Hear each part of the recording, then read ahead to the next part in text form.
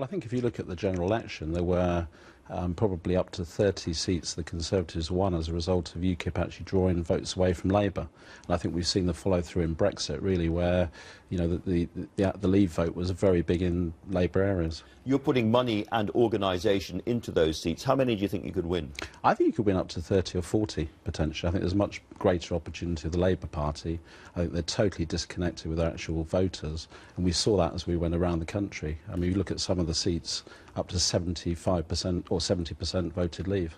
And your campaign, Grassroots Out, very much highlighted immigration as the big issue. Would it be the same kind of campaign again, do you think? It was actually Leave.EU, but that's fine. But there's Grassroots Out as well, wasn't there? Well, they got involved, but it was...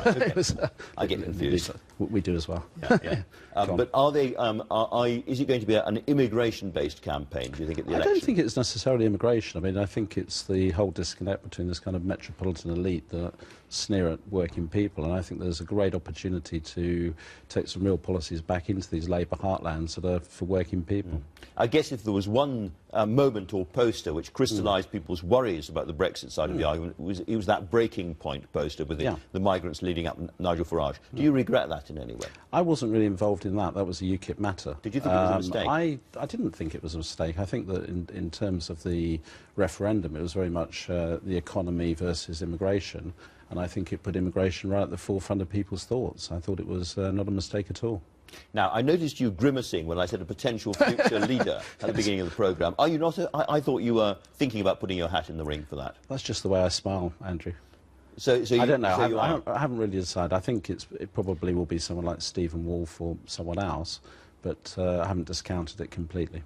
Now, you have very strongly backed Andrea Leadsom. She said, I don't want Arron Banks' money, I don't want UKIP support and so forth, but you see her as essential. Why? Do you think the establishment will still try to stop Brexit happening? Let's be clear, I've had absolutely no contact with Andrea Leadsom and her team, but what I do fear is Theresa May, which I think would be Brexit, would be the death of Brexit by 1,000 cuts. I mean, it's really... You think she would betray the referendum, absolutely, in effect? Yes, and I think this kind of Project Fear has now moved into Project Smear. The whole of the media are behind May, and I think there's a good reason for that. I think that they delay Article 50, and I think the reason is very clear.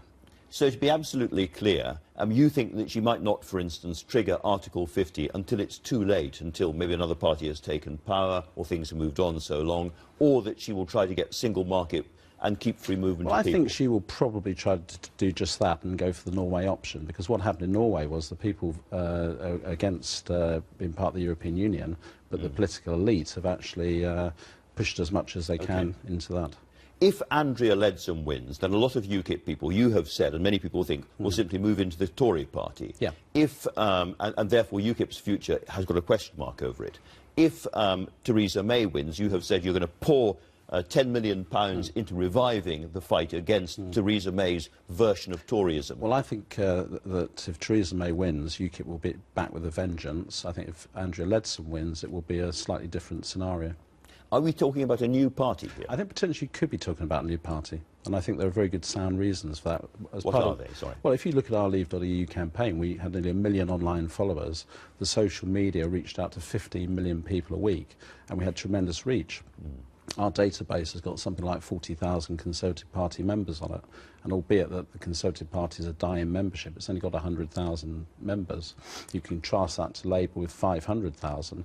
I think there's a huge opportunity for a different type of party.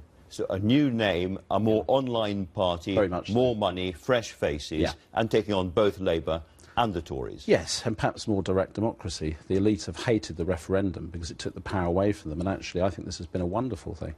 So actually the idea of more referendum and going down the Swiss kind of model I think would be fantastic.